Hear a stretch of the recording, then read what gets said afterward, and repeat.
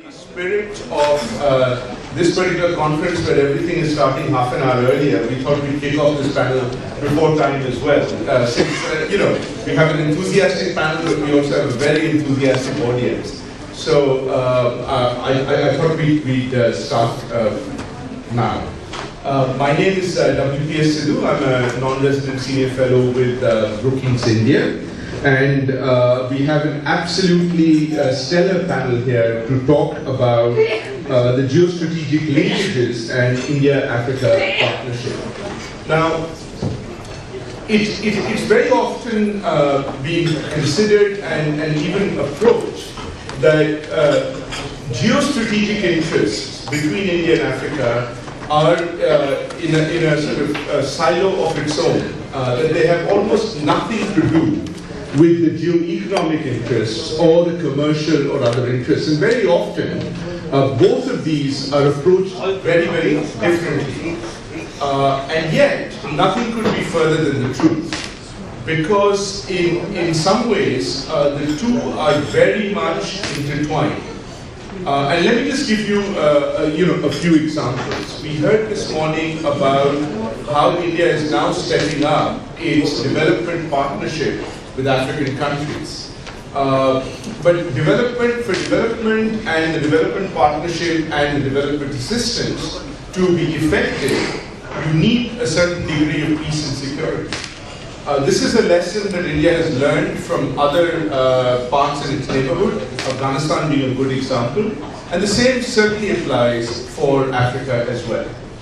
Second, if you look at the whole challenge which was posed by the piracy off the coast of the Horn of Africa, which very directly affected Indian seamen, but also affected India's trade, and not just that, but also the insurance premium of ships passing near India.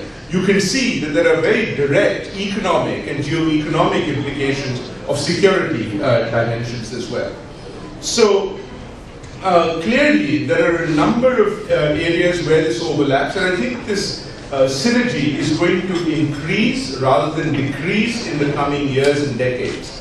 And to address that, I thought the way we might want to approach this panel is to perhaps present or I'm going to put forward 4 set of questions. Is this on? It keeps coming on and off. Yeah, on and off. Yeah. It is like the telecom. It's like the telecom today. Okay. Please do let me know if it's off, so that I make sure that I don't. I'm not. Boy. Now it's on. Is it on? Yes. You're okay, sir? Okay. So what I'm going to request the panel to do is really address 4 set of questions.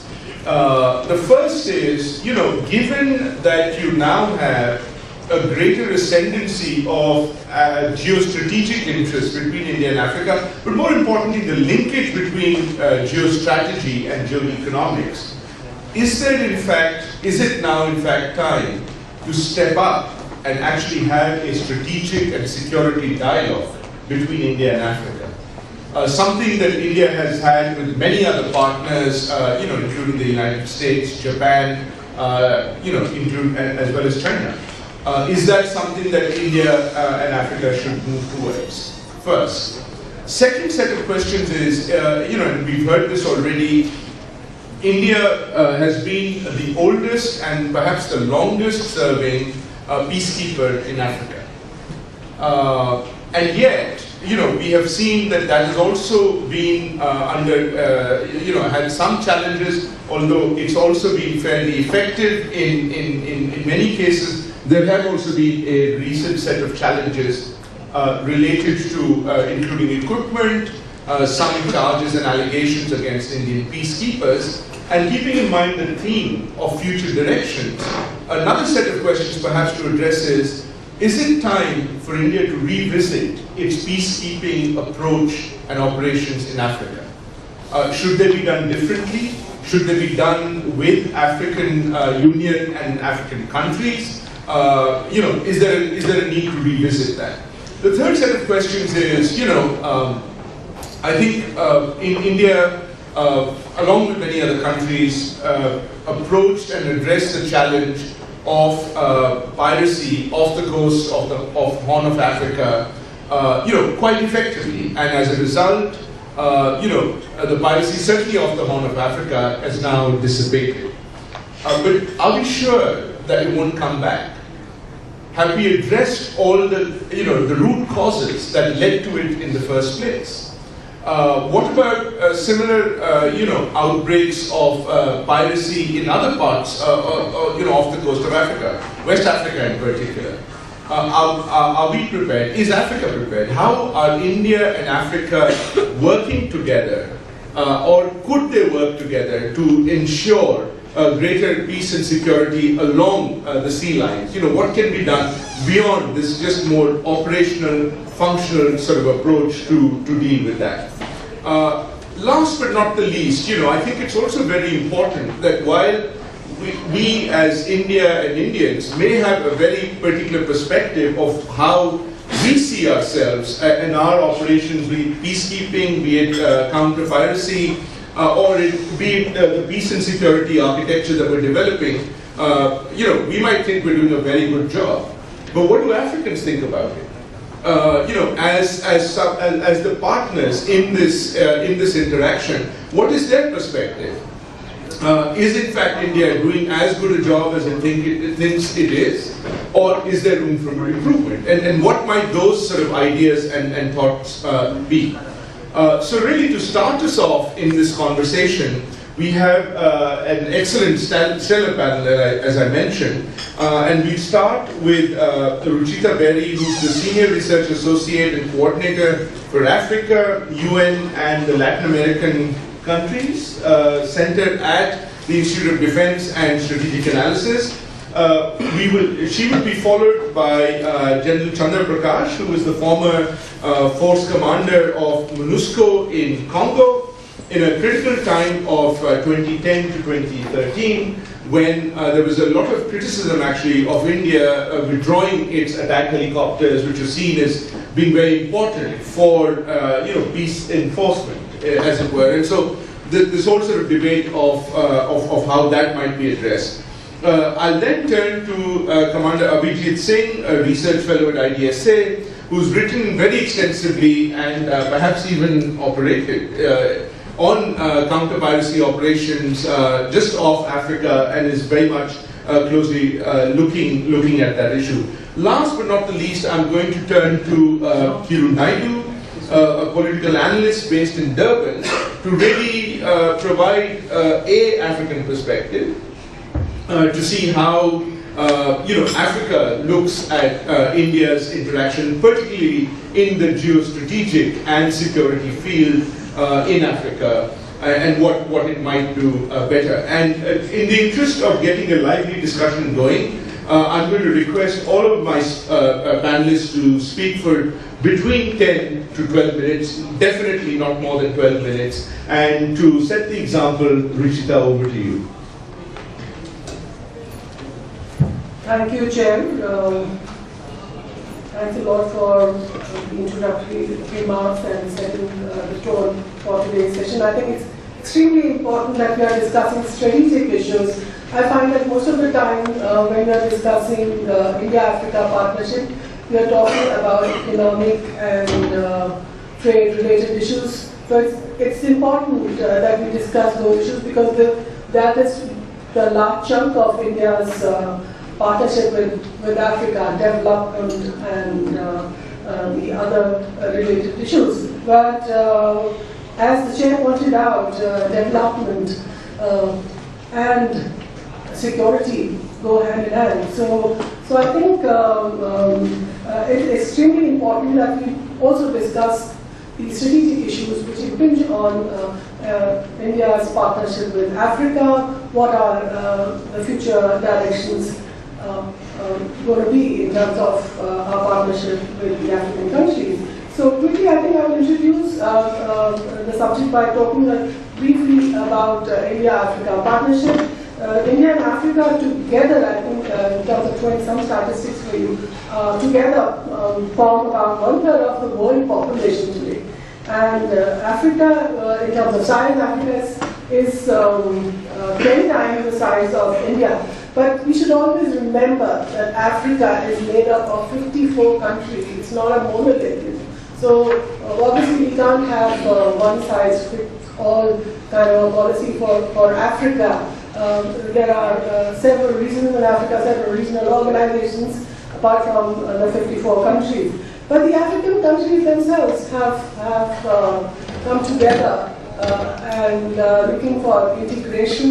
The African Union is a platform through which they discuss the security, the economic, and all the kind of political issues that are impinging on Africa. So in that sense, I think it's important that we also look at our partnership with Africa as a whole, and also at regional level and at bilateral level. But in terms of my comments today in relation to the discussion on the strategic matters, I think I'll first talk briefly about the kind of security environment that exists in Africa today. And Africa is one of the regions that has been in past called as a hopeless continent. I don't think it's hopeless any longer if you look at the economic growth that is happening in Africa. And in terms of conflict, there has been conflict in Africa for the last 50 years. One state or the other within Africa has been ravaged with conflict, but there's also the good news is that there have been solutions which the African countries themselves have sat together and discovered for resolving the conflicts within Africa. In terms of conflict, there is very much decline in interstate conflicts in Africa, though there has been a rise in intrastate conflict. The non-state actor is something which is really dominating in the African security scene. But also we see the trends of rise of terrorism. There is an arc of instability which is there from West Africa. Boko Haram is in trouble. In Nigeria, we have the Sahel, which is in trouble because of the Al-Qaeda in Maghreb, and in Somalia, Al-Shabaab has been creating chaos within Somalia and also in the neighborhood. So that is there, and also there are maritime issues like the piracy of Somalia, piracy in the Gulf of Guinea region. So the African Union has come about various proposals to deal with this issue, and one of those proposals is silencing guns by 2020. That is one of the proposals which the African Union has come forward with. And the Agenda 2063, which the African Union has set forth, brings out the 7 aspirations which the Africans have, and it brings out this link very closely between development and security. People always say that it's chicken and egg kind of an issue, which comes first. We really don't know whether development comes first or whether it's important that the country should be secure. Only then it can develop. But in case of Africa, I think in terms of India's participation in the African security cooperation, we have cooperated with Africa in 3 areas. First and foremost, that's been the kind of signature of India's partnership with Africa is in terms of human resource development. So in the security spheres also, India has extended help to the African countries in terms of providing support for training of the African security personnel in our own country, and also in several countries within Africa. The Indian armed forces have been supporting the African countries. Secondly, I think in terms of human peacekeeping, that is very important. In the recent years, India has been involved in UN peacekeeping efforts in Africa. Almost all the UN peacekeeping peacekeeping missions, and at present I think they are present in the Congo, the Democratic Republic of Congo, in South Sudan, in Liberia, and a couple of other countries. But what is important to note here is that that the Indian peacekeepers have been pretty involved in not just keeping peace, but also in a lot of civilian activities, which has involved a lot of humanitarian work in the African countries. And I think my colleagues here will be talking more about it. What I'd like to highlight here is, in terms of the linkage between peace and development, that India has partnered with Africa in terms of its development cooperation initiative, and about 60% of India's lines of credit today go to Africa. That in itself shows that India is pretty serious about supporting the African development and the African needs, and this is based on a consultative model that the African countries themselves come forth, and the Indians know about which are the areas in which India needs, the African countries need India's support. Secondly, I think what we need to remember is that when you talk about issues such as terrorism, there has been some effort to connect with Africa in terms of providing information of terrorist activity, but I think that there needs to be greater rigor in our engagement with Africa on these issues. We need to develop a framework of cooperation which would look into counter-terror cooperation with the African countries.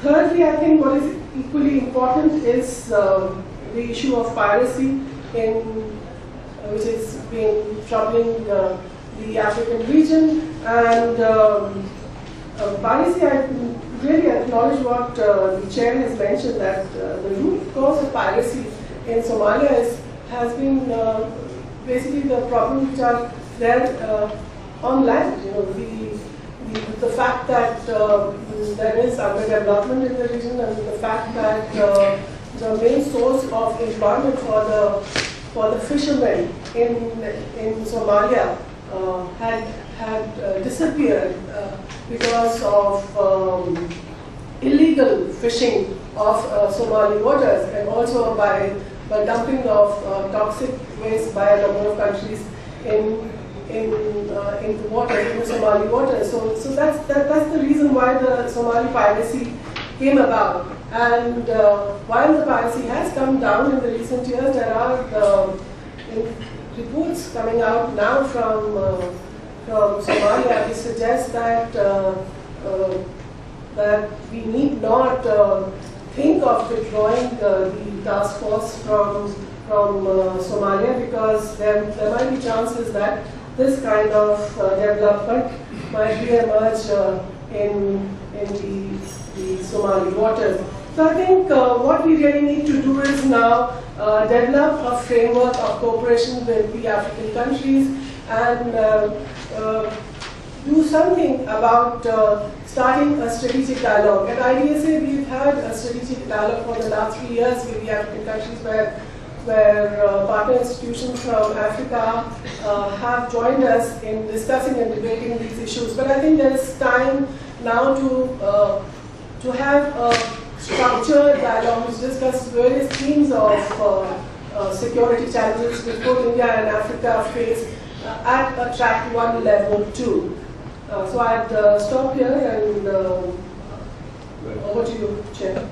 Thank you very much, Ruchita. And I just want to make a reference to the last point that you made. I think it's very important. The need perhaps to move from a structured, from an informed, a track 2 dialogue that IDSA conducted all these years, very importantly. But perhaps need to sort of see whether we need to move that now into the track 1. and how that might go forward, what it might look like. Are there lessons that we might learn from other strategic dialogues that we can think about? But we'll certainly come back to that in the Q&A, I'm certain. General Prakash, Ruchita talked about how increasingly conflict in Africa is intrastate rather than interstate. Now,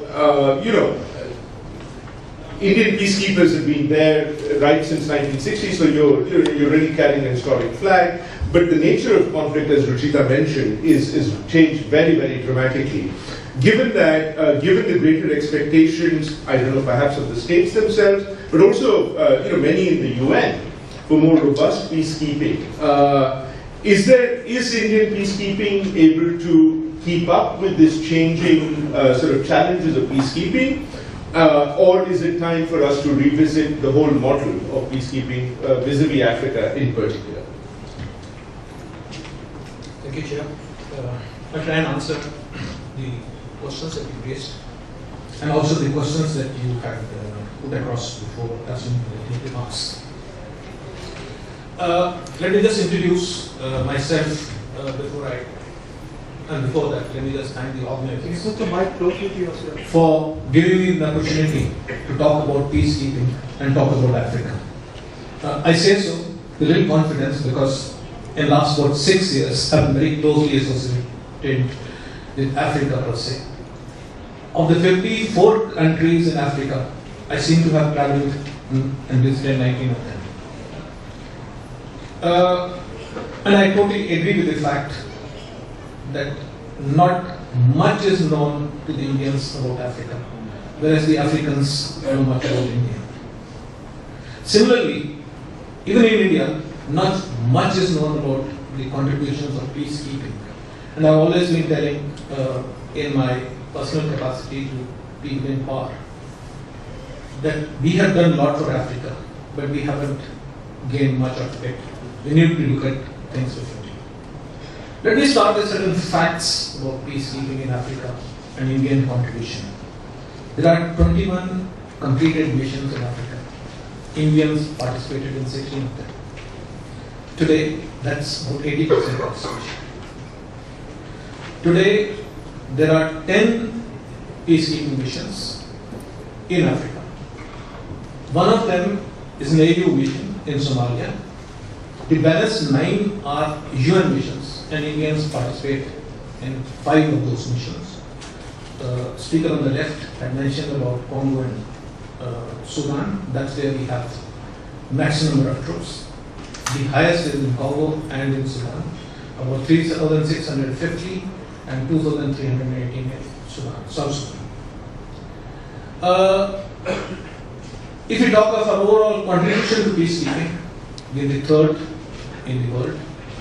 And interestingly, the second these days is Ethiopia, and not Pakistan, which used to be the second after Bangladesh. What is interesting to note is also the fact that people are saying that we haven't used force. Do we need to look at it differently? Do we need to look at peacekeeping differently? Let me take you back to the history. In 1960, when we went as peacekeepers to Congo, we were the first ones to say that we should use force. And in just about 30 months, we suffered 149 casualties and 37 dead soldiers and officers. The nature of peacekeeping has changed. We as Indians wish to strongly go by the principles and the guidelines of the UN Charter, which are 3: the consent of the parties to the conflict, the second is impartiality, and third is use of force in self-defense or in support of the conflict. But the nature of peacekeeping has changed.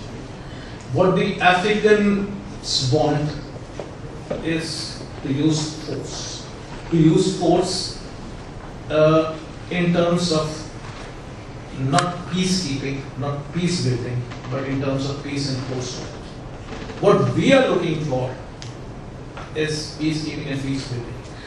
leave aside peace enforcement. Why I do not need to talk any more further about peace enforcement is because it violates the basic principles of peacekeeping, the impartiality. Somebody says that a terrorist is a freedom fighter for somebody else. So we wish to, as a nation, we wish to abide by the principles of the UN Charter. So is there a need to have a look at peacekeeping, the way we do peacekeeping differently? The answer is yes. I think we have to be a little flexible. We have to be flexible in our interest. Should we not be flexible, then we become irrelevant. But by no chance I am saying that we should violate the basic tenets on which the principles of international security and stability move. Then where is it that we should change? I think we are not doing enough with respect to peace building. Today, when we are talking of peacekeeping, actually there is a great amount of overlap between peacekeeping and peace building. Peace building involves capacity building. Peace building involves nation building. Are we doing enough? The answer is clearly no. But why do we need to do enough? Because after all, as a country, we also need to sustain our high economic growth and also improve our living standards. And that's mutually beneficial to both us and the African continent. They have the resources, they don't have the wherewithal. We have the wherewithal, we have the will to do it, but we probably are not making best of what all the linkages that peacekeeping can provide. Now on the issue of the piracy and safe seals, Discovery had talked about it a little bit. Let me tell you one thing, that as far as the threat to sea lanes on the eastern side, there is a Horn of Africa, has greatly reduced. If one was, I do not have the statistics at the moment, but I did have some time back go through the map which shows various incidents that have taken place on sea piracy. There aren't many on the eastern coast in the Horn of Africa, but everything has shifted close to Nigeria. It is Boko Haram, Boko Haram, Boko Haram. So I think at some point of time, our efforts have to shift towards the western side. And it's not us, it's of the international community. Even the Chinese, who have invested greatly in issues related to the areas of Sudan, South Sudan, oil and sea lanes, they also now shifting their focus from the eastern side of Africa to the western side. Then I think as international community, we have to look at a system from the humanitarian point of view. There is a lot of misery in Africa. There is so much of fertile land, but there is not food. There is so much of timber, but they don't know how to export it. There is so much of medical problems, Ebola, swine flu, malaria, but there are no medical hospitals. What are the Indian peacekeepers doing? We do have our enablers, we have our field hospitals, we have engineers, but they are very minuscule in number. But here is an opportunity for the civilian community, the business community of India and Africa to join hands, and in this secure environment that the peacekeepers provide, to carry forward the agenda of removing the humanitarian misery further. Before I just have about 2-3 minutes left. Much is talked about our ulterior motives of peacekeeping. Let me say that unlike China, I'm drawing heavily from China because we are two emerging nations, and when the international community, especially the Western world, talks of India and China, both of us tend to get compared. You would be aware that the recent summit which was hosted, UN summit which was hosted by Washington, President Obama, the Chinese had pledged 8,000 more troops. Today they are the highest contributors in terms of P5s, in terms of numbers. All P5s put together, the rest of the P4s put together won't total up to the numbers the Chinese are contributing. Our contribution to peacekeeping is more principled. It may be of interest to know that our constitution directive principles say that we must contribute positively contribute to the international peace and stability. So that's the normative basis on which peacekeeping participation of Indian troops are there. The second thing is that many people do talk of the financial remunerations. I think gone are those days. Today, it may be of interest to know that the UN owes about $90 million on account of reimbursement peacekeeping. This is the CAG report of 2014. So the remunerations are not much of an issue for Indian nation, which now has a great amount of, or should I say, stable foreign currency reserves. Yes, I won't deny the fact that it does benefit soldiers who get a little better paid than they would be. As far as military exposure is concerned, yes, there is a military exposure, but aren't we doing enough exercises with other countries? We are today doing a lot of that. So, the point that I'm trying to make is our motivation for peacekeeping should be betterment of both African people and Indian people.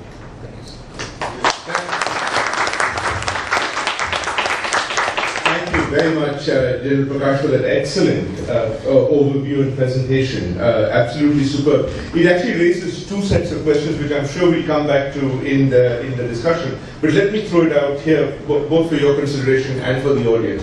One is this idea of how peacekeepers might be used for supporting some of the development objectives. Obviously, they cannot be, they cannot in any way substitute for development partnerships, etc. But is there a way to, for perhaps greater synergy between peacekeepers and some of the development partnership ideas which are being explored and going forward? And the second one is, taking off from the point that you made, and I've never heard this connection with the directive principles of India's constitution. I think that's very interesting and important as well.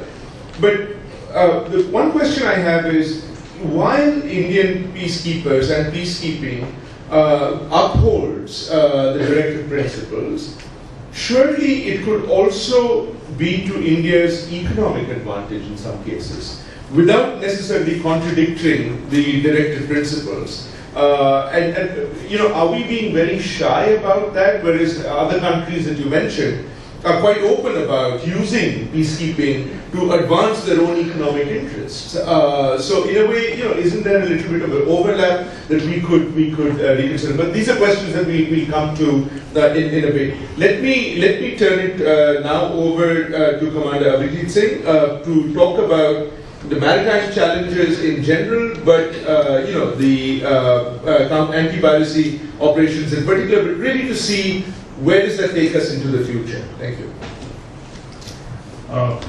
Thank you so much, sir.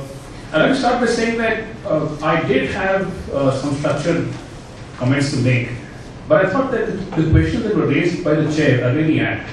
And I did limit myself to answering those questions, and that would, I think, in turn give an opportunity for a healthy debate on the subjects that he's raised. I do think at the outset that the maritime security approach to Africa is key, because it in many ways exemplifies our strategic vision for Africa. And one of the questions that I often get asked by my African friends, those that look at security, is whether India's security approach to Africa is limited to, the anti-piracy effort.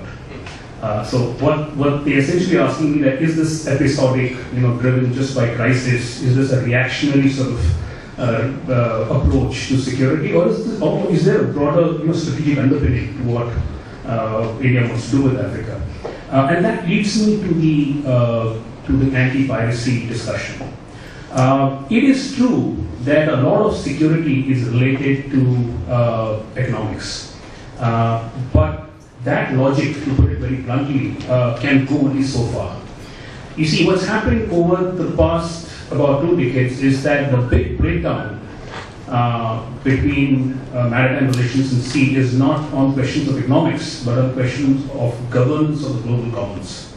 Not because the big states are falling over each other to provide the public goods, that's not quite the issue, but everyone wants to be a rule maker and make the rules in a way that favor your own interests. So the economics argument is valid, but it only goes so far. And it is important, therefore, for India as a rising maritime power to show some leadership in the global commons. Not just take initiative, but also be seen to be taking initiative. I think that is what has led to increased interest in the African SLOCs, or the sea lines of communications. Yes, it is driven essentially by the energy and resource flows that are coming from Africa. But it's also got a lot to do with maritime governance, the fact that India sees itself as a rising power, that we want to be a rule shaper and not a rule taker. The second important thing to highlight is that Africa's real problem, as my African friends point out, really is not violence at sea, as India and some other states sometimes tend to believe. Now that's not the case, it's changed.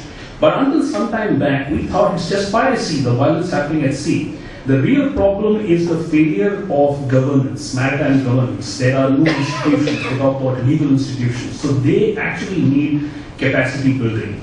Capacity building, not as a slogan to say that, well, just come and build some capacity, but real establishment of institutions. Now, I would say that India's approach has undergone a shift. There was a time till about 2 decades ago, I remember, when the Indian Navy, for instance, never really looked at the African rim of the Indian Ocean really seriously. That has changed over a period of time. Africa is very much mainstream now. It's not on the margins of our strategic consciousness, as they say.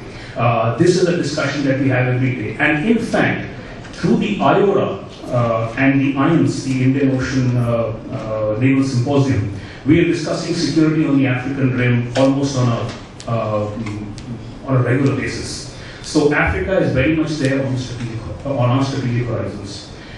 Our flagship event now, India's flagship event as far as the Navy is concerned, or the naval effort is concerned, is no longer anti-piracy, because piracy levels have come down. I'm going to come to that in a minute, but there was a certain set of circumstances that came together to both create piracy and solve piracy on the Horn of Africa. That has now shifted to the Gulf of Guinea, where India actually plays no role. But our flagship initiative at the moment is the IPSAMAR exercises. And we're showing more interest now in the southwestern Indian Ocean. And that does not have to do just with security and protection of the SLOCs, but it also has to do with training, capacity building, and helping in surveillance networks. So the Indian Navy is helping local maritime forces set up those surveillance. So within security, I think there has been a certain change. Where I think we are lacking is that the developmental effort, as in Africa talks about creating a transport charter, a marine system, for instance. I think there the effort has been lacking, and we should look at African needs more carefully. I was in South Africa last year in November, attending a conference, and half the conference was really not about security. It was about President Jacob Zuma's Operation Fukisa, which speaks about sustainable use of the seas, blue energy projects, creating livelihoods and jobs for the people. So the security discussion tends to get left behind, because people want to know how can security be used for the betterment of their lives. And I think we haven't joined that discussion yet. My third, if I have the time, so my third observation really is that there's a bit of geopolitics also involved with this.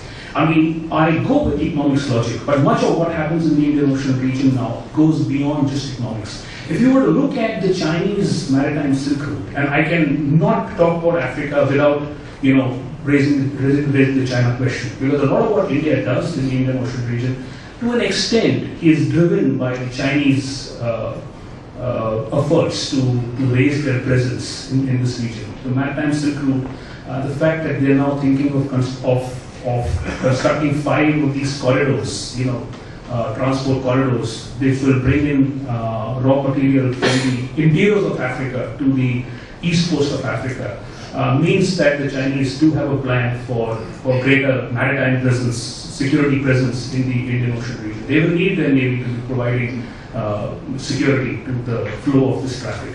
There was a report sometime back in the Namibian which said that the Chinese might actually be thinking of setting up something like 18 naval bases in this entire region. And that is actually not just driven by the economics logics. There's also a great deal of geopolitics involved in that. So I think the Indian Navy is also cognizant of this.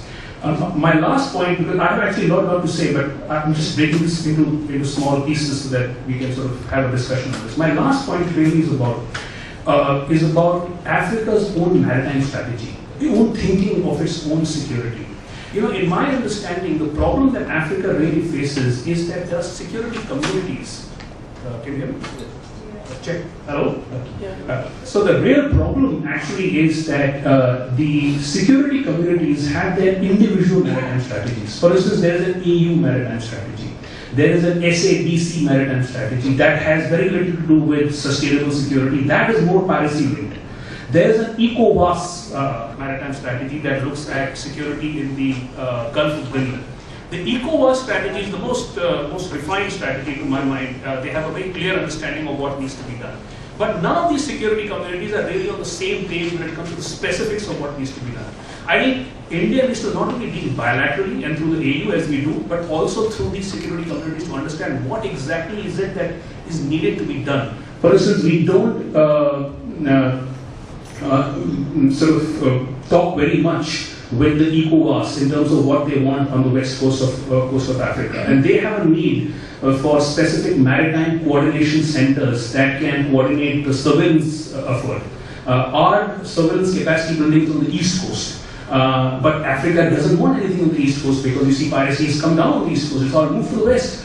So what do we do there? So I think in a nutshell, what we need to do is to break this down into short-term measures and long-term measures. On the short term, it is about sustained presence. We need more ships there.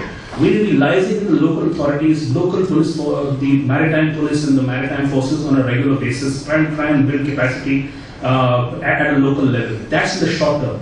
In the long term, we need a set of policy tools that will sort of build an industrial system for the maritime system for African nations, which will give more emphasis on developing a whole maritime code, a transport charter for Africa, and that will deal with the security communities per se to see what is it that the different regions of Africa need. I think I'll leave it here and we'll take it forward to the discussion. Thank you. Abhijit, thank you very much for being both succinct but also covering a lot of ground and putting a lot of key issues there. Just two things for those who may not be aware. IORA is the Indian Ocean Regional Association. I'm sorry. No, that's all right. And IPSAMAR is the India, Brazil, South Africa maritime sort of exercises. That's all right. I just wanted to clarify that. But again, Abhijit, I think really interesting about how India might want to engage more with seeing what are the African requirements. And sort of, as you know, there is now the African Integrated Maritime Strategy for 2050, I think it is. And that may be perhaps a framework to start a discussion and see how you might do more sort of joint exercises and capacity building there as well. And so those are elements that we'll certainly come back to in the discussion as well. Now, if there was any doubt of the historical linkages between India and Africa, then Kiru Naidu's presence on this panel should dissipate any of that. But more importantly, Kiru, you're looking at this very much from an African and a South African perspective. How would you assess India's role as a security provider? Is it doing enough? Is it doing right? What does it need to do differently, or should it be business as usual? Thank you, Mr. Chairman. Distinguished ladies and gentlemen, please could I express my deep appreciation for this invitation and being able to engage with you. Mr. Chairman, you'll know the old adage, power corrupts. But without PowerPoint, we left completely naked. So I've consented to your adjusted program, and I want to look to do justice to the way you've reframed this discussion and approach it in this way. I think maybe as a caveat at the outset, I've never served in the military, at least not in the formal sense. But when I look at security issues, I approach that very much as a social scientist, trying to understand how issues on the ground, economic and political and otherwise, have very profound security implications. And in your last remark, you made this reference to how in South Africa, for instance, there was all this discussion around how economic issues and the fact of job creation and so on seem to dominate the agenda throughout. And I think that this is not by accident. And I want to just maybe take a few steps back and make some links to the opening plenary and draw this relationship here between development and security. For some time now, we've accepted that there's a resurgence going on in Africa. And in order to understand security considerations more fully, one needs to get a clearer sense of what's going on the ground. And I want to submit that there is a new narrative on the African continent. Although I'm sort of look at much of the continent through South African eyes, and indeed in the way I prepared this presentation, but I don't want to be presumptuous to speak on behalf of the wider continent. But in the course of the last 20 years or so, I've served with the African Association of Political Science, and having members in all the countries on the continent, that's taken me through countries in number, I think, slightly beyond where you've gone, General. So just that view of the continent and how India has been perceived across the continent has been something that I've been very alert to. And it's largely accidental, Mr. Chairman. Because wherever I've gone on the African continent, I was confused for being Indian, which was a great pleasure. My own background is that 5 generations ago, my forebears were taken from the southern part of India under the British colonial policy of indenture. So even though over this period we've very much grown into our African identity, wherever I go, that's I get asked those questions, and it's a pleasant coincidence. So when you ask in your 4th question, how is India perceived across the continent? There are 3 personalities which come to mind. One is the teacher. The other is the soldier. And the third one is the actor. And I think it's a very powerful platform in which India can build on its relationship with Africa. Because if you think back to the early years of independence, one of your greater exports was to send teachers across the African continent. And there's great reverence for the Indian as a teacher, whether you're in Zambia, you're in Malawi, in Kenya, in Ghana, in Nigeria. And it's also wonderful that many Indian professors continue to work in a large number of African universities.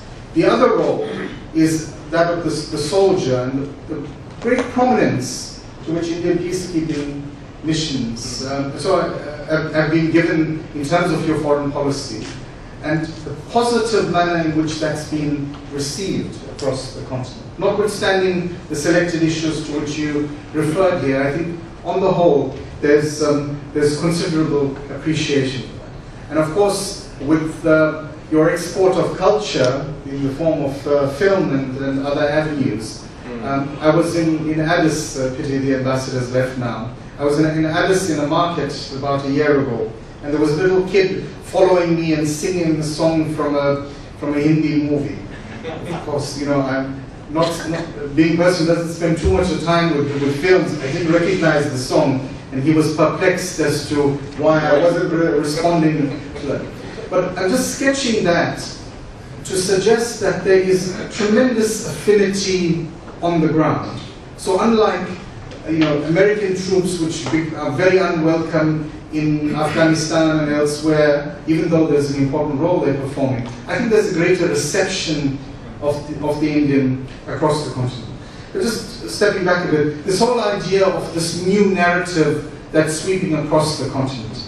Very exciting things that are happening from the Cape all the way to Cairo. And the indicators are things I was very pleased reading your Brookings Institution reports, because I think that a lot of the key indicators you've captured in great detail and very eloquently there. Among these, just to pinpoint, is that, I want to submit that Africa is scaling new heights on virtually every indicator. A resurgence in terms of the arts and culture, education is expanding, trade both inside the continent and out is increasing quite phenomenally. I think that we're improving with human rights considerably, and that must be recognized. And the number of democratic states is increasing fairly phenomenally. And a good deal of credit must go to this generation of African leaders who've made that a preoccupation, especially with the African peer review mechanism and so on. My namesake, Kumi Naidu, who is the global director of Greenpeace, often makes the statement that Africa is the richest continent on the planet under the soil. And it points to the keen interest held by various countries, and these numbers are in the reports that I've read more recently. But just a summary of that, Africa is, I'm told, holds 10% of the world's reserve of oil, 40% of the gold, 80% of minerals in the platinum and chromium class, and 24% of arable land. All of this making it a continent that has great potential and great interest beyond. But there's competition over those resources. And we're seeing in places like Mozambique presently, tremendous contestation over who exploits the oil reserves and the natural gas reserves and so on. From a security perspective, that presents a potential for conflict, and one needs to read that and manage that. Just by my watch, I've got 2 minutes, Chair. No, yeah? All right, you're fine. And closer to home for me in South Africa, there's a slogan that's come out of the governing party, the African National Congress, which goes along the lines of economic freedom in our lifetime. And that slogan is driven by young people who are not seeing the benefits of this huge boom across the continent, but also a great deal in South Africa. Even though South African growth rates are well below the average on the continent, it's still a booming economy. And by this disproportionate benefit in terms of economic benefits flowing to especially young people, that presents great opportunities for social instability. So how we manage all of those diverse elements is very important. I saw a paper recently which suggested that South Africa was the protest capital of the world. And though that rings alarm bells for us. As we speak, there are no fewer than 4 universities in the country, including some very prominent ones, that are at a standstill because young people are contesting things like fee increases and the like. But so we can't just be looking at the threats to national security and so on without looking at internal stability and the fact that economic issues are the basis of that stability and security. So as Indians, your understanding of what's going on at the micro level across the continent would be a very useful one to go into. Last question here, Mr. Chairman, in terms of the issues that you've posed. The whole element of a structured dialogue on these security issues, I think that there again, there's a powerful platform on which to work. In my own experience, the exchanges between the Indian Navy and the South African Navy, also at the level of the public diplomacy, You know, when you open your ships, for instance, for local people to visit and so on, that builds tremendous goodwill. And the Dean of the Diplomatic Corps was talking about people-to-people diplomacy. And I think India would benefit tremendously from greater public diplomacy across the continent. If you'll permit me a mild criticism of your foreign policy, I think in your missions, not just in South Africa, I've attended events of yours in various parts of the continent. You seem in your foreign policy and in your public diplomacy to privilege your exchanges with people of Indian origin and Indian nationals resident in those countries. I think in your public diplomacy, if you reached well beyond that, the kind of platform you've built on over the last 60 years or so would be something that would grow and generate greater goodwill. But overall, I think that the reception of the Indian in Africa has been a very positive one. Thank you. Many thanks. And I was very struck by your analogy of the teacher, the soldier, and the actor. But also I was struck by what the discourse and the focus now is in Africa. And I'm wondering whether there is now a disconnect that what we're missing is the businessman, the investor, the trader. And perhaps that's where India needs to sort of try to look at and focus more as it sort of re-engages, with Africa, and as Africa is going through this, resurgence, as you very rightly pointed out.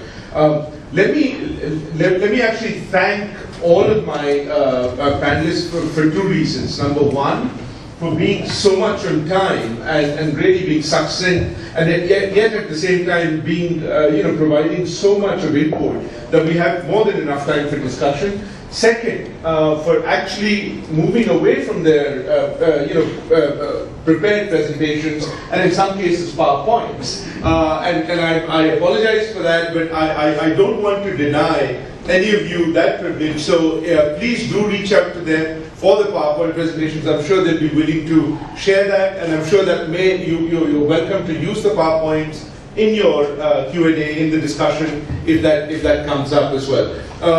There's lots of hands already, and I'm really grateful for that. But just before I turn it to the floor, I just want to say, let's, one thing to keep in mind, in addition to the questions that I raised, perhaps if we could also talk about the future directions. Where do you see in each of your sort of areas and domains the future of India-Africa relations, and how do you get there? What's your vision, and then what is the operational part of it as well? And just one thing, Abhijit, that struck me in the context of everything that you were saying was also the importance of the blue revolution in India, which is essentially trying to link up the economic dimensions of the oceans, with some ways the security intelligence. With that, let me turn it open. Yes, let's start with you. I'll take a few together, and then we come back for yeah. Before I have my question or remarks, in fact, let me introduce myself. Suresh Goel, former Foreign Service Officer, and as a matter of background, I have dealt with Africa from the United Nations, where I was in the Permanent Mission of India, and I was actively involved with your liberation movement, and that's the reason I came to South Africa even at that time, before '94, and then I was CC in Johannesburg. Therefore, I've seen, and I think Ruchita, you probably will be better able to answer this question from the security point of view. But before I do that, may I just say that, Mr. Naidu, I do agree with you entirely. We Indians have the habit of doing our outreach to our own community, completely ignoring the fact that that is not what public diplomacy is. We are supposed to reach to other communities. There are various reasons for that, it does happen. And I do hope that we can succeed more in opening to the other communities. Only time will tell whether we are able to do it successfully or not. Coming to the security and international peace and security, I think Africa is one continent where the entire definition of what international peace or security means had to be redefined.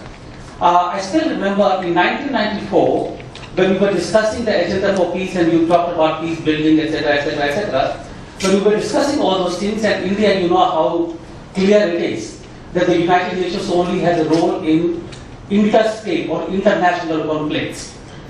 Africa was quoted as an example where the conflicts occur not because of differences between states, but differences between, these are tribal differences, these are ethnic differences within the same nation.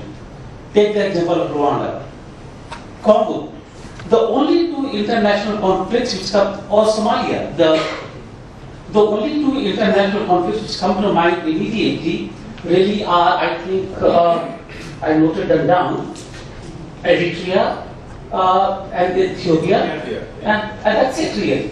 So basically the definition of peace and security has to be driven by conflicts within the nations rather than conflicts between the states. That changes the whole paradigm. Apart from the usual peacekeeping or the peace building missions, does India, or for that matter any other nation, except perhaps France or USA, who have the tendency to really go and put their foot wherever they want, does India, or do we need to, should we play a role in those kind of conflicts? I don't think we should, but I would welcome remarks from the dais. Second thing, just one, sorry, this is the last one really. You raised the issue of development, and you said that under the soil, we all know what it means. Africa basically is a resource country, and there are many countries which are now coming in to hunt for the resources, extraction and so on and so forth. Can the resource competition create an international conflict? I just leave the question over there. Thank you. Thank you very much. Could I request everybody to be brief in their comments and questions, because we've got a lot. Yes, sir, thank you. If you could just introduce yourself first then. Right. Sir, I am Mr. Gautam Sen, former Special Secretary and presently advisor to government, state government. No, I was rather perplexed with the observation drawing the nexus between directive principles of state policy and peacekeeping. Directive principles were in the context that India was to be a benign, major international power promoting and not a conflictual one. That was the context. And second thing, peacekeeping within the UN framework, I think is better driven, better organized, and rather than going into a framework in which you work at the behest or in association and nexus with the African Union. Thank you very much for that. Bharat here, please. The NEA's, disinterest or insufficient interest in the hard power. For instance, NEA has been very apprehensive of spelling out upriding, say, perimeter security for African summits. Stood by Shamsan and his foreign secretary. Oh, we don't want to publicize that. When the fact is, we ought to really capitalize on the goodwill that's created. By way of this opportunity, I had hoped that Commander Mili could have brought this out. But Mozambique, and Mr. Naidu's mention of Mozambique, that should be a lead country. We already have on the northern coast an LN station. That's part of our radar grid in the southwest Indian Ocean. And Mozambique had been asking us, for instance, to found their navy. And as far as I understand it, the NEA has been playing the retardant. And I've never understood why. Because here are the opportunities, and I'm sure the Chinese are going to come in with massive offers of ships and so on, and we're going to miss out. They have offered us basic options, all kinds of things that other countries in mind. So I really here must highlight the reluctance, institutional reluctance on NEA and therefore the GOI, Government of India, in dealing with the external realm where Africa is concerned. They have enormous security interests, and they have great interest in having India play a role. Thank you. I'll take the last question in this round, then I'll come back for a second round. I'm Professor Suri from Department of African Studies, Delhi University. The first related to Geo-Strategic Or are we looking in this direction of geo-economy? The most important concern today is the untapped potential of fisheries, which you have indicated in the last. It is a billions-dollar market economy. China, European Union and US is playing a big role. They are just looting our Indian Ocean. What we are doing. This is most important concern. And because of the time concern, these two. Thanks. Thank you very much. Let me turn it back to the panel for comments, questions. And you don't need to address everything because some of them were comments. But if there are questions that you'd like to respond to, who'd like to begin?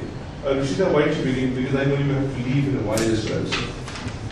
Thank you, Chair. I think, first of all, I'd like to comment on what Peter mentioned. He said that when he travels, he's looked upon as an Indian for the first in Africa. I must share with you that when I traveled for my first international conference and there were African participants, they questioned me, are you sure you don't have relatives in Africa? You know? So I think it works both ways, that we both share the same kind of identity, and at times it can, it brings out positive reaction, and at times it brings out negative reaction. But I think in terms of the debate that we generate, I think it's been really heartwarming to find that there are so many questions already on this issue. First on the UN peacekeeping bit, I think I agree with what has been said already in terms of India's role in UN peacekeeping and how we are involved in that. But I think I would like to point out that apart from participating in the UN peacekeeping on ground, India has been involved in the debate on UN peacekeeping in Africa at the UN, and where it has supported the African Union's position a number of times, especially in terms of the African position of building cooperation between regional organizations and the United Nations. That there should be more funding available, more resources available for African Union to deal with the problems that they are facing, the challenges that they are facing. India has supported all the discussion and debate on the UN on this issue. And secondly, when you talk about the direction of India's policy, there should it go in terms of the security relations. I think it has to be at three levels: at bilateral, at regional, and at multilateral level. At bilateral, I think we need to look at finding solutions for the common concerns. I know we talked about hard security issues here, conflict, maritime security, peacekeeping and all that, but I think there are a number of global issues which, or non-traditional issues which affect both India and Africa. And I did mention terrorism. There is also communicable diseases, HIV, AIDS, we had Ebola crisis in Africa last year. Energy insecurity. If you look at energy insecurity, 2 out of 3 people in sub-Saharan Africa lack access to energy, to electricity. And similarly, I think in India, about 400 million of people in India do not have access to electricity. So I think we have common problems here.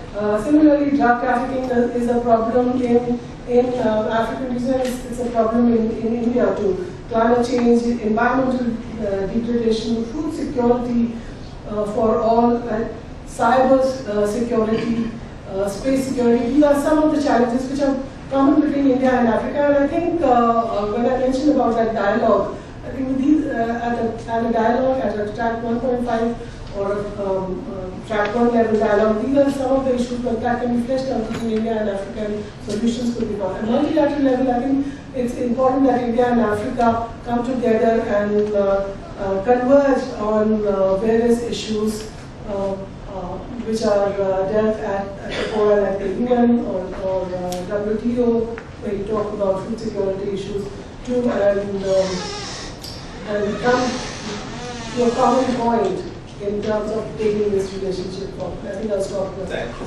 Let me just talk about this issue of the weapons that you have mentioned. I think in times to come, that's going to be the most serious problem. Most of these weapons are flowing into Africa from Libya and from the Middle East.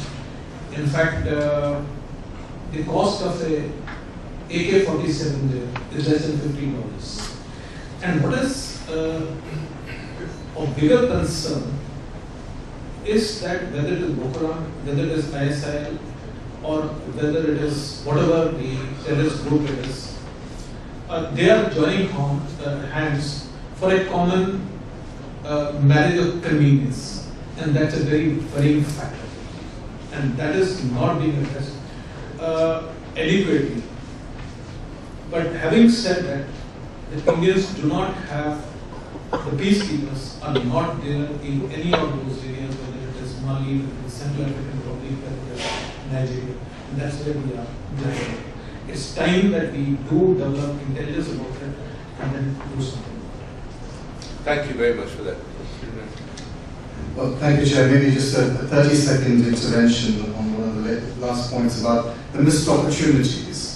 And I think that whether it's the example of Mozambique and founding the Navy and so on, there's a very short time frame for this. And it's a very heavily contested terrain. So unless you get in on those pretty soon, those opportunities are likely to pass very quickly.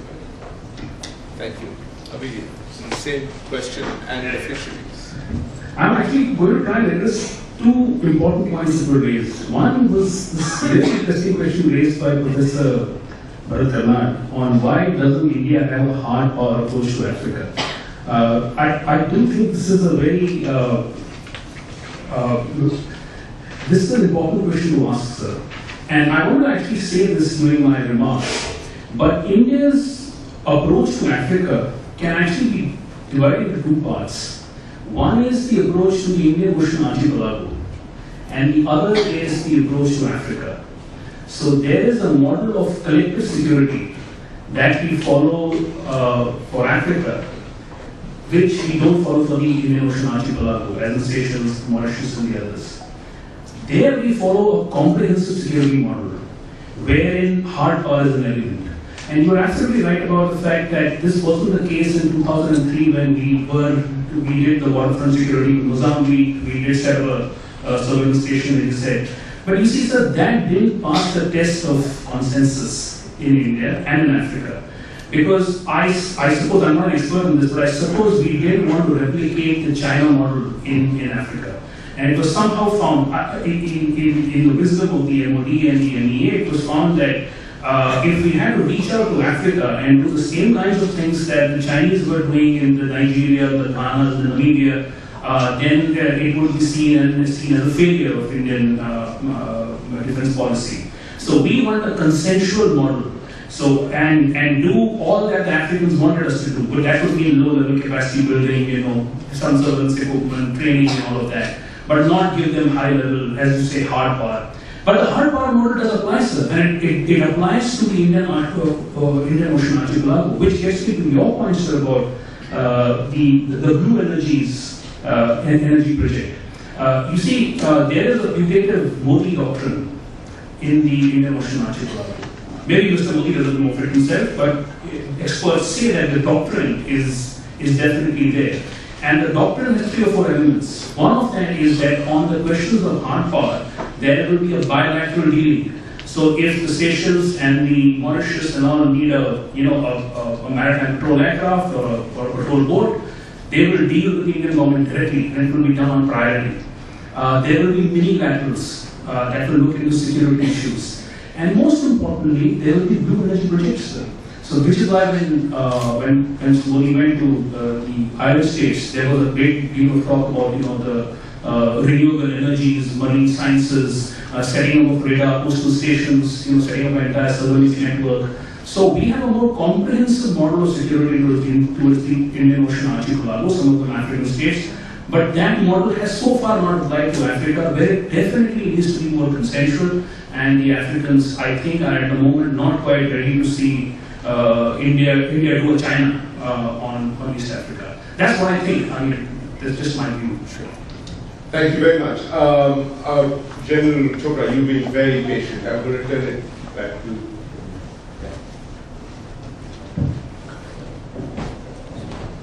Okay, I'm General Chopra. I'm a platinum veteran who's fought 4 wars, but I'm into peace today. Make the bullet point. 1. This business of peacekeeping, peacemaking, peace enforcement. I have 2 years experience, but it goes to the mid-60s. And to answer Bharat's point, India and the NEA were very much more confident. We used peace enforcement against Pathet Lao, that's northern Laos, and we didn't take anybody's permission. We didn't have to do it in Vietnam because we were sympathetic to the cause of the Viet Minh and to the cause of the Viet Cong. So it's not that we were not capable of doing it, but my recommendation to what General Chandra has said is that where necessary, the enforcement has to be brought in because we are not going to be successful in our mission. And of course, take it up with UN or whatever it is. My second point is on this business of the peace building or development. I was part of the peace building mission of the Commission maybe 10 years ago. They worked in Sierra Leone, they worked in Rwanda. Thereafter, Peace Building Commission has not really operated. What I can suggest, like in the Northeast, where one has spent 11 years, we have the Army Development Group. Now the peacekeepers, we've got battalions somewhere, companies somewhere. They can do minor kind of development. I'm not talking any competition with China. So the Army Development Group or the Peace Development Group could be a model that has been suggested. My third point is yours, Chair. The bullet, the strategic dialogue, I think we can make a start by adding it in this Africa summit that is taking place, besides what Ruchita said, bilateral and so on. And Naidu, not only is it soldier, teacher and actor, it's also sports. Your namesake was the greatest cricketer ever in India. I have one more, but I'll stop. Thank you. Thank you very much for that, General. I appreciate that. Yes, please. And I'll encourage people from the back. Yeah. My name is Dr. Mukhtar Alam, and I represent Center for Agriculture and Rural Development, and also there's another agency called Indian Minorities Economic Development Agency. So my focus primarily will be on how to basically the question peace building, like especially peace building, and second part is that that how we can especially work on more on especially the what General Kash said, like the making our operations to peace building operations and etc. Through strengthening the humanitarian work, because that's where these. So this is what I don't have a question, but a question especially in terms of peace building, and especially dealing with groups like ISIS and Boko Haram and all. So there I have a suggestion. I have a suggestion especially that we with Africa and all together, our nations together, we need to speak to especially the nations where whose specific ideology these groups are following. And here if I name it like because if you have examined especially all the security documents and all and especially some of the analytical artists these days, the ISIS and all that, these groups they are being referred to as a group called Salafi, Wahhabi, and much opposed to Sunni, Shia, Sufi Islam. So therefore one needs to know, like my recommendation of course the panel comment also, and I think this will be very much supporting to what General Chandra has mentioned, that how we will be very effective is to negotiate a very strategically with the Saudi government, because like Saudi government they need to be much more effective with these groups, especially whoever is affiliating with this Wahhabi ideology, because as we know right now, what's happening in Syria, Iraq, ISIL, how ISIL is fighting home. What are the strategic equations? Like Iran, how Iran is responding and how Iran is. So that way, I personally find that especially in order to build up a very strong relationship, especially and build and gain from India-Africa partnership is primarily to contain these groups and the violence in which they generated and create a massive security problem for us together. Thank you. Thank you. I saw one hand right at the back there. Yes, and if I could encourage other friends and colleagues from Africa in particular, but right at the back there. Yeah. This is a very good topic for me because I came to India 2 years ago, and when I came and introduced myself and told them that I'm from Nigeria, they were like, Nigeria, where is it? I told them it's Africa. They said, South Africa? I said, no, Africa. They thought Africa was just like a country. I had to explain to them that Nigeria is actually part of West Africa. This generation, like the Generation Z, is interconnected. How are we going to link Africa and India through the youth? Because if we don't choose the youth, I think this thing is not going to grow as we expect it to grow. We are the future of Africa and India. So involving the youth from the scratch, from the university, secondary schools, I think it's going to go a long way into these future directions. Thank you. Excellent. Thank you very much. Yes, in the middle here. But let me still sort of encourage people from the back also to jump in. We'll get preference. Yes. I'm Brigadier Bahari, member IDSA. In the context of the interstate and interstate problems, to what extent are the national boundaries, as made by the colonial powers, contrary to the ethnic and tribal affinities, and what extent have these problems arisen or have been resolved? Thank you. Thank you, Brigadier, for that. Yes, and right there. Very briefly again, please. Yeah? This is Balaji, sir. Sir, my question is to Abhijit, sir. Sir, our cooperation with the United States in the Western Indian Ocean oriented towards Africa. Because in the eastern side of the Indian Ocean for us, with the Eastern Fleet, there is a straightforward cooperation with the US 7th Fleet and Pacific Command. But whereas when it comes to the US in the western side, there seems to be some sort of operational complications with respect to cooperation with the 5th Fleet and with the African Command and the Central Command. So your comments on those, sir. Thank you. Thank you very much. Let me move it back to the panel. We'll come back for another round. I think we might just be able to squeeze in one more. Who would like to begin? Tim? Yeah. Thank you. Yeah. Firstly, on the peace building part and the development projects which General Chopra has mentioned, I would like to say that Indian peacekeepers are undertaking lots of these small development projects in terms of water supply, in terms of adopting schools, in terms of adopting orphanages, improving roads and things like that. But one thing that has to be remembered is that to have a long-lasting effect, there has to be a financial contribution. Fortunately or unfortunately, no money flows to the Indian military to perform these projects. So they do it over the regimental funds. Somehow the United Nations seem to have caught on to it. They have now passed down these quick impact projects to the UN civilians to do it, and that goes into a bureaucratic system. What is needed, if we are to drive mileages out of it, is that between the industry and the peacekeepers, should the government do it, because there is a military aspect into it, there has to be a partnership, and a lot can be done. And what is required to be done is not short-term impact, or rather I would say definitely not a quick impact. What you need is short-term and long-term goals which will take you where you want to be. Now, on the issue of interstate, tribal, AFRICOM,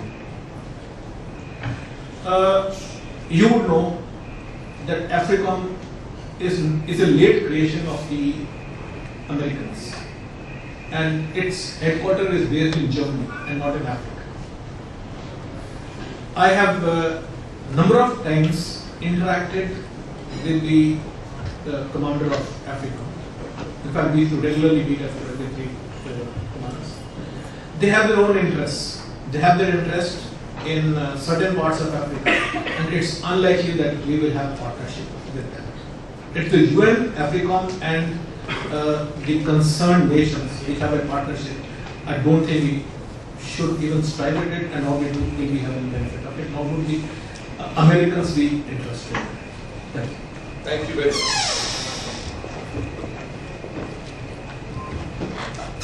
Thank you, Chair. Maybe just another brief intervention and a part answer to Brigadier Bari's question.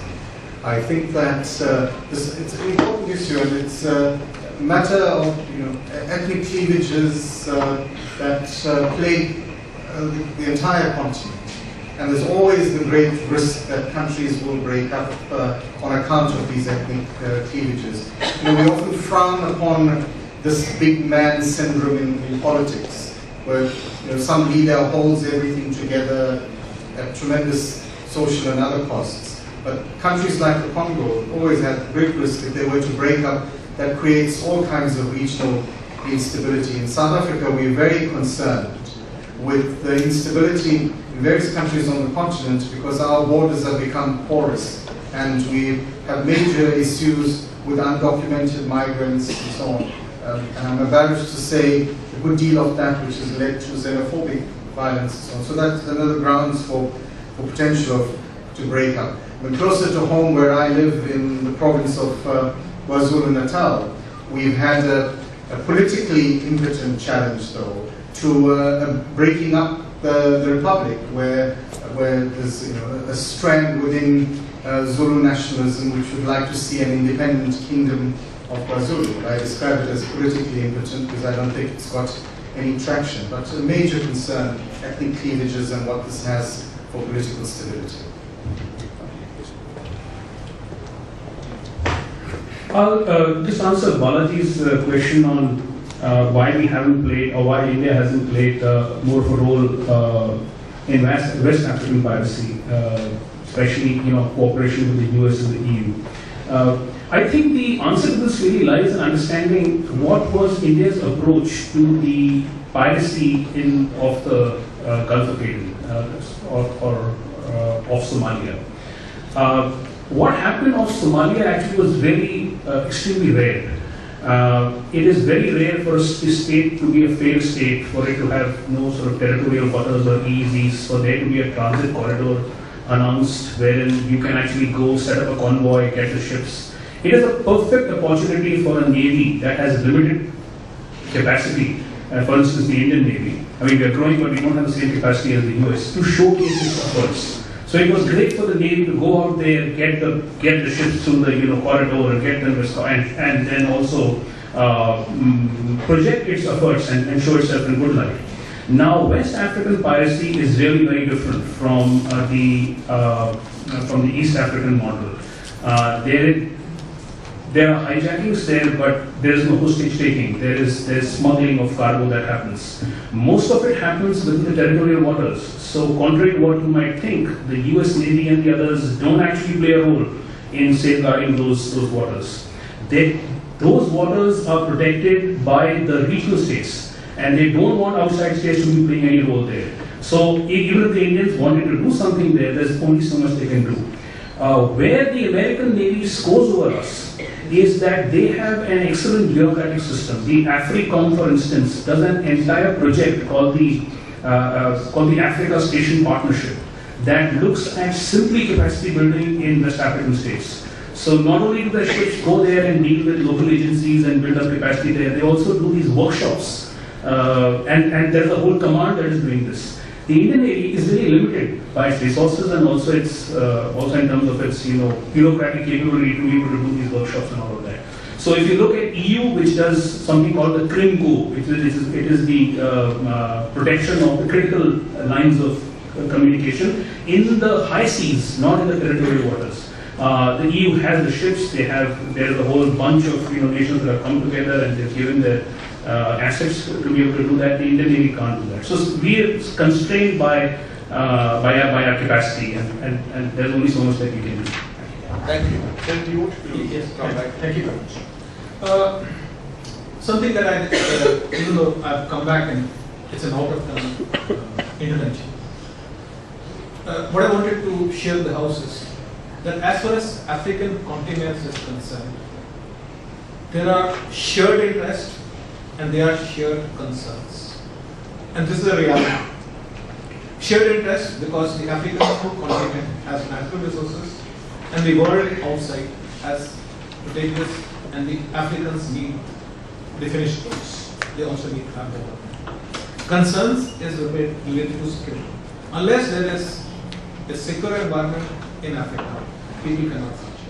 So there, inbuilt in this is a conflict of interest. People say there is a nexus between the US and the EU. They say there is a nexus between the EU and the Africans. And they say there is a nexus between the Chinese and the Africans. And you can continue and proceed. The question here is that for us, what is good for us? The good thing for us is that we should build on sensible division of labor, where we can work with each of these parties to meet our mutual national interests, whether it is national interests of India or the national interests of India.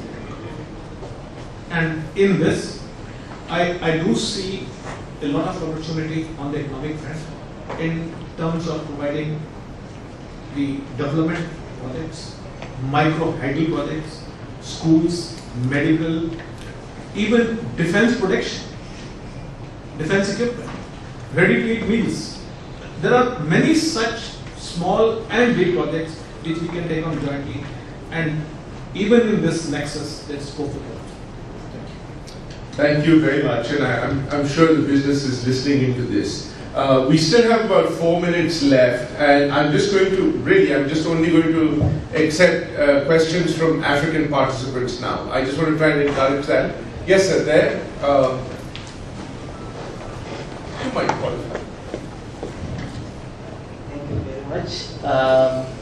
I am Sani Musa from Nigeria. My intervention is not really a question. I am just trying to clarify a few things that I heard the panelists say. West Africa does not have a framework of maritime security as such. We have the Gulf of Guinea, and the Gulf of Guinea extends from West Africa up to Central Africa. The headquarters of the Gulf of Guinea Commission is in Luanda, Angola. Angola is also in Southern Africa. So it goes right down. Now this is one. Secondly, all the permanent members of the UN Security Council have direct and indirect interest in the Gulf of Guinea, either for investments or other relationships. For example, Equatorial Guinea is one of the members of the Gulf of Guinea. 20% of the current population of Equatorial Guinea is already Chinese. So we have to be very careful in playing this.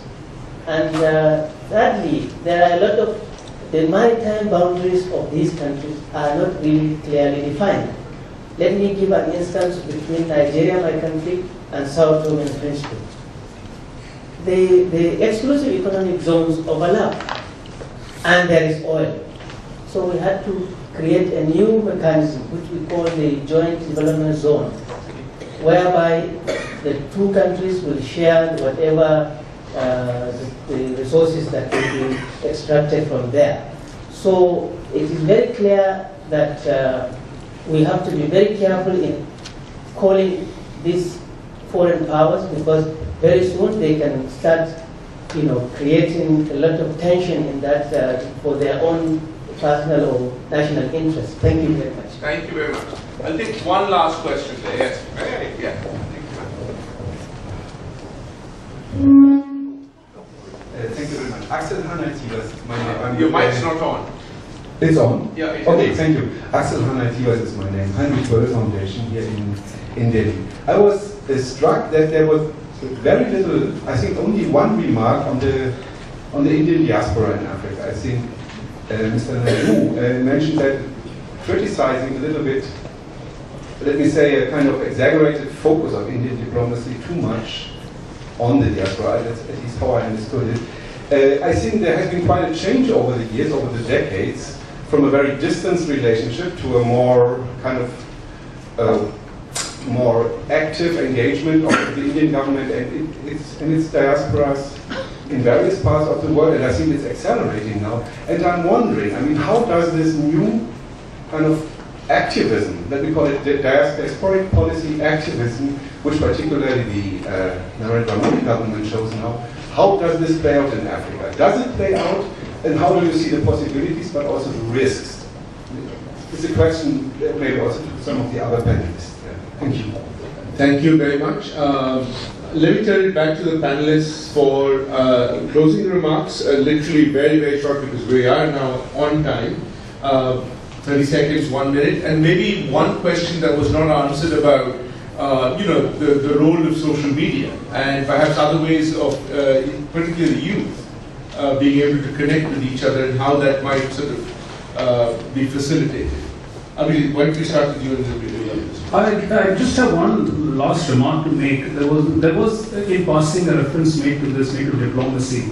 And as you know that there is an element of maritime diplomacy that is often spoken about, especially with regard to China. You know, their anti-piracy deployments here in the Indian Ocean region are utilized for an entire diplomatic effort. And we say go around showing the flags, building partnerships, doing exercises with other navies in Africa and in Asia.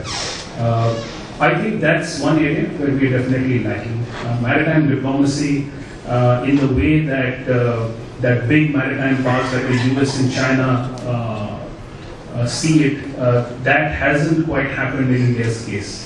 So I think with Africa also we need to have a more robust plan of maritime engagement that is continuous and that will send a message across to our African partners that we are in it for the long haul and that it is not just driven by simply by energy and resource interests. Thank you. Thank you. Thank you, Chair. Well, maybe just a brief comment on that last question on the diasporas. I think that this is an issue that's quite fraught. And for example, if I give you a personal view on this, I've tried to keep the whole engagement on the subject of diasporas at arm's length. And it's for good reason. For instance, if you think back around the late 1940s, Prime Minister Nehru, when he was engaging with the leadership of the freedom struggle of Indian origin from South Africa, he sent them back with a message, go back and make common cause with the people in the country in which you were born and now live. And that's been, with all kinds of issues around identity. There have been various people who have embraced the diaspora concept and the overtures from the Indian government. There have been others like myself who embrace a good many things Indian but are very secure in our African identity. So that's a minefield when it comes to identity, and it's a very aggressive campaign of Indian diplomacy working with diaspora. So I think there's value and there's pitfalls in that. Closing statement, I think that when one looks at security, strategic implications, we ought not to ignore the economic and social conditions on the ground, because those have profound security implications over. Thank you. In my summing up remarks, I just want to do 2 things. One is about the intra-state conflict. That's what is prevalent in Africa, as we all know.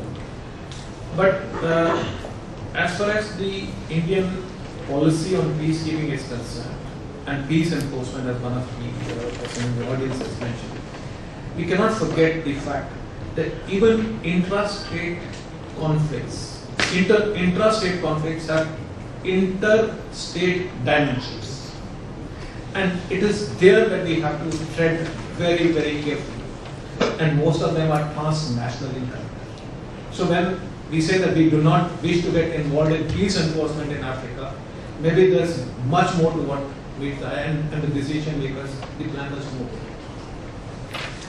The other thing is about the issue about sovereignty. Any country is very sensitive to sovereignty. And the good point about the Indian stand in the United Nations has been, we have always said the sovereignty part, it should be embedded into whatever we do fair peacekeeping. Thank you very much. I'm really not going to try and sum up this really very rich set of presentations and discussion. Perhaps except to say that, look, I think it is important to keep in mind that the security and the geopolitical dimension of the India-Africa relationship is growing in importance, but is going to become even more critical as it links up to the geoeconomics. And you cannot sort of, anymore, sort of look at one in isolation from the other. You really need to look at how the two of them can and might sort of support each other going forward. There are opportunities on both sides. Certainly the way that Africa is in a resurgent mode, looking at some of its own progress and development, as is India. But there are also significant challenges, and many of those we've heard. And how we sort of proceed forward on that, I think, is going to be imperative, because in some ways, Africa is becoming the indispensable continent for India. Last but not the least, I think, I think you perhaps made that point, that there is an opportunity, but it is a small opportunity. And India, if it's serious about engaging with Africa, needs to move now and move quite quickly. With that, let me on behalf of all of you, thank the panel, but also say, if any of you are desperate for the presentations or the PowerPoints, I'm sure they'll be willing to apply. So do come up and reach out to them. But on behalf of all of you, thank you very much for this excellent set of presentations.